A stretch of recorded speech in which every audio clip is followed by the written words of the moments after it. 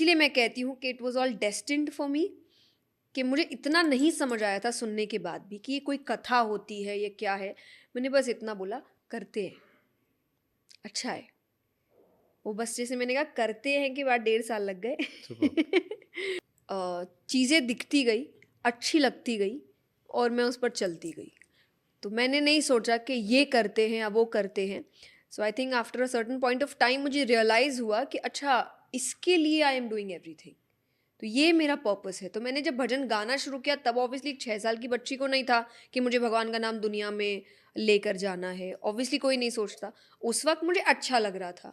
So I think when I was 15 और 16 आई realised no, ये कुछ अब मुझे समझ आ रहा है कि मुझे कुछ करना अच्छा लग रहा है और इसका होल सोल रीजन इज भगवान। तो उससे रिलेटेड अब जो भी चीज़ें होंगी आई विल डू दैट। मतलब भगवान सेंटर है, उसके इर्द गिर्द सारी जी चीजें बुनती जाएंगी आप, बिल्कुल भगवान को नहीं छोड़ेंगी। बिल्कुल नहीं। आपका ओरिजिनल नाम जया किशोरी नहीं, जया शर्मा। जया शर्मा है। सो ये किशोरी कहाँ से आया फिर? ये उसी तरह के आपके घर के जो बुजुर्ग है, बच्चों को में लड़के को तो लोग कन्हैया बुला लेते हैं कि हमारे घर का कान्हा है, हाँ। पर बेटियों के लिए शब्द कभी इस्तेमाल नहीं होता। तो किशोरी राधा जी का नाम है, तो उनकी नज़र से कि ये हमारे घर की राधा है। तो जब मैंने इस क्षेत्र में कदम रखा तो तब आपको होता है ना कि सब एक थोड़ा डिफरेंट नाम होता है डायरेक्टली। जया शर्मा ने, आप किसी का भी अगर देखे, कुछ ना कुछ एडिशंस होते हैं। तो उन्होंने उस वक्त कहा था कि आपको कुछ ऐसे ऐड, जैसे जया शर्मा आप ऐसे नहीं कर सकते। तो मेरे पिताजी को लगा था फिर तो बुज़ुर्गों का आशीर्वाद के नाम से ही आगे बढ़ते हैं, तो फिर जया किशोरी के नाम से आगे बढ़े। ये सब प्लान था या बस होता चला गया? क्योंकि सब होता चला मैं गया। कई बार जैसे जब बॉलीवुड के सिंगर्स का पॉडकास्ट करता हूँ मैं या उनसे बात करता हूँ मैं, तो पता लगता है कि आदित्य सिंह बिष्ट बादशाह बन गया, अच्छा।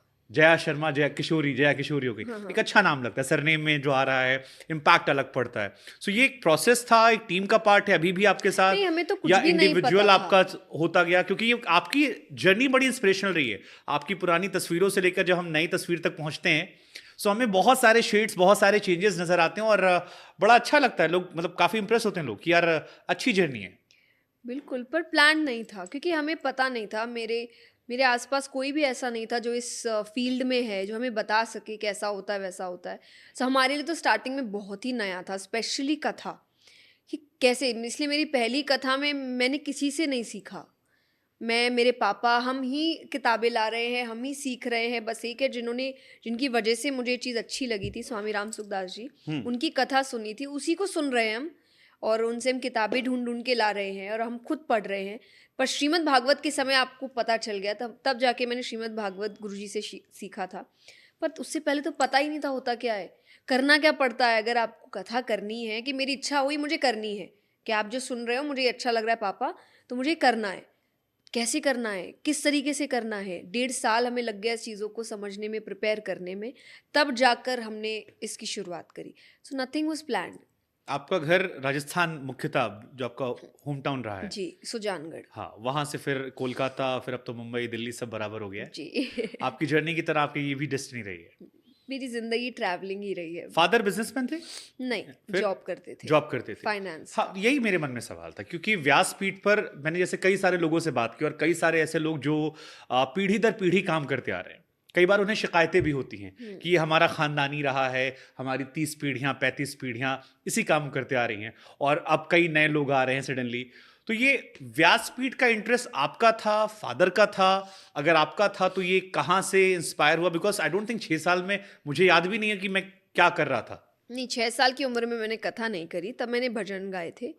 कथा मैं 12-13 साल की थी तब पहली बार करी। तो जैसे मैंने आपको बताया कि जिनकी कथा मायरा, मैंने पहले 3 दिन की कथा करी थी, जिसको हम नानी बाई का मायरा या नरसी का भात तो ये कहते 3 हैं। दिन वाली कथा भी कैसे शुरू हाँ, हुई? मतलब ये इसके तो पीछे तो कोई कहानी होगी। मेरे पापा जिनकी कथा सुनते थे, स्वामी जी मैंने जिनके बारे में बताया, वो करते थे ये। हम्म। और तब तो वो थे भी नहीं, मतलब उनसे पहले ही उनका देहांत हो चुका था। तो मेरे दादाजी भी उनको सुनते थे, पापा भी। तो वो कैजुअली, जैसे आप घर में किसी को सुन रहे हैं, वैसे उनको उनकी कैसेट आती थी कथा की, सुनते थे और बहुत इमोशनल हो जाते थे। तो उनका एक रूटीन काइंड ऑफ था सुनना।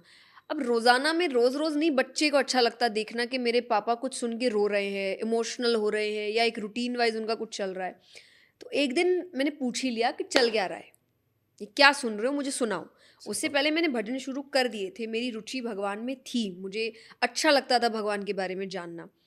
तो उन्होंने मुझे थोड़ा सुनाया और इसीलिए मैं कहती हूँ कि it was all destined for me, कि मुझे इतना नहीं समझ आया था सुनने के बाद भी कि ये कोई कथा होती है, ये क्या है। मैंने बस इतना बोला, करते हैं, अच्छा है। वो बस जैसे मैंने कहा करते हैं के बाद 1.5 साल लग गए। तो फिर हमें समझ आया कि नहीं, ये जब करते हैं तो ये कथा है, इसको आपको 3 दिन करना पड़ता है।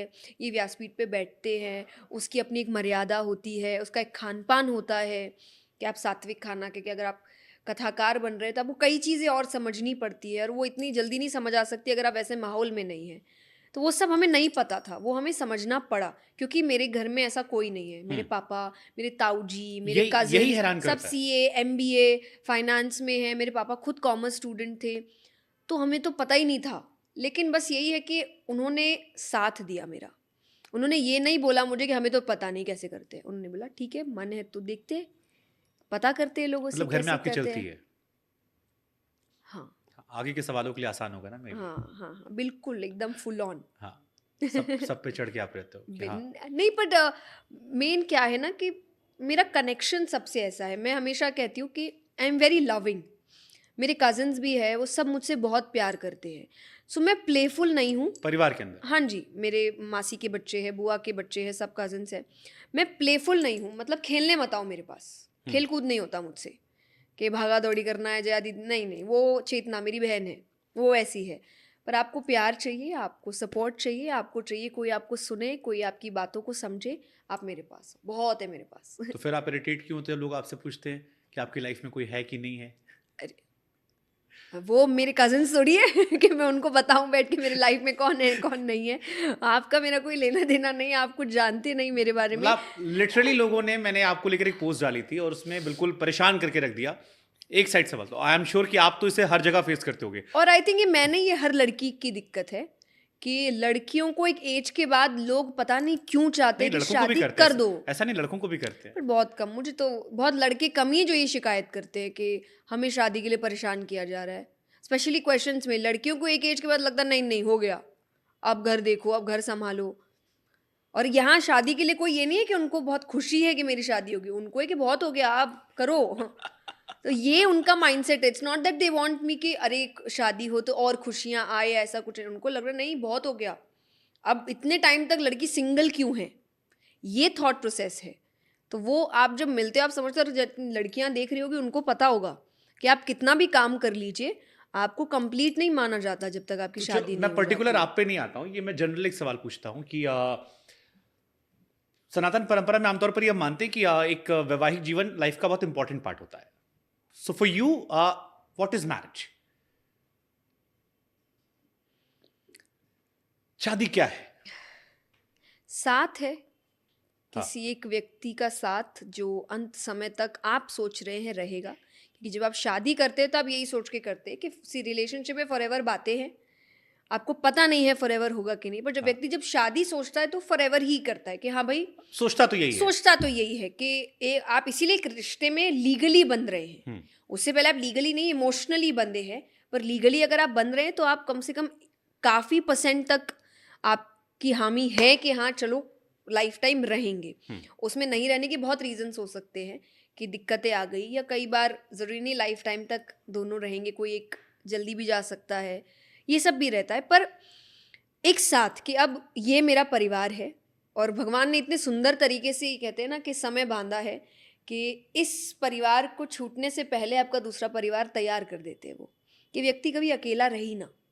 यहाँ माँ बाप रहते हैं पर एक टाइम बाद वो जाएंगे, पर उनसे पहले वो दूसरा परिवार तैयार कि उनके जाने का आपको इतना गम ना हो, क्योंकि आपका दूसरा परिवार भी तैयार है। तो वो एक साथ मैं कहूँगी बहुत ज़रूरी होता है एक व्यक्ति के लिए। पर वो तभी है जब आप उसको संभालने काबिल है। Okay. I don't want you to get married और एनीबडी जस्ट बिकॉज के एज हो गई है, समाज कह रहा है अब तो कर ही लेते हैं। क्योंकि मुझे शादी मेरे लिए बहुत स्पेशल है। आप विश्वास नहीं करेंगे, मुझे जितना शौक था शादी का अब थोड़ा सा धीरे धीरे कम हो रहा है। पर मैं अपने स्कूल में हमेशा कहती थी कि 22-23 में तो फुल ऑन मैरिड सेटल्ड, और मेरे दोस्त बोलते थे जया इतनी जल्दी, मैंने बोला नहीं, डिग्री करते ही मैं तो शादी करूँगी, मुझे इतना शौक है शादी का, मुझे तो शादी करनी है, मुझे तो सेटल होना है, मुझे तो घर चाहिए, ऐसा चाहिए। एंड देन आई रियलाइज कि वो एक रीज़न था कि आपको वो तामझाम ही दिखता है 3-4 दिन का फंक्शंस, कि हल्दी है, मेहंदी है, संगीत हो रहा है, उसके बाद की लाइफ के बारे में नहीं सोच रहा कोई।